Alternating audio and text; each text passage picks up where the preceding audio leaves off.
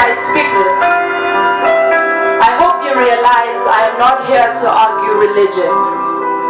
This is a time for you to pray to whoever you believe in, to offer up rain dances until its showers soak your thoughts with solutions, lest humanity suffers oblivion. This is time for you to pray to the gods of thunder, that they may light up the globe and wake up our ancestors from their slumber, so they can stop our daughters from going 6 feet under way too soon.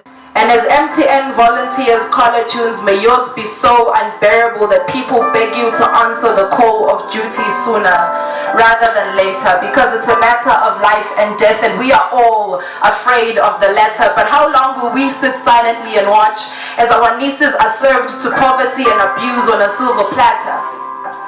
How can we sit silently to the sounds of the growling stomachs of prominent men that prey on our daughters? Indlu yamakhelwane yokhelwe ngumlilo, njalo ebusuku kudzinza sililo wena ubhizi ubambe similo. That bouncing baby boy next door is on a strict diet of his mother's sweat and blood. His home might be lined with items of civilization, but he still eats like a savage. He grows to love the taste of violence from a very young age.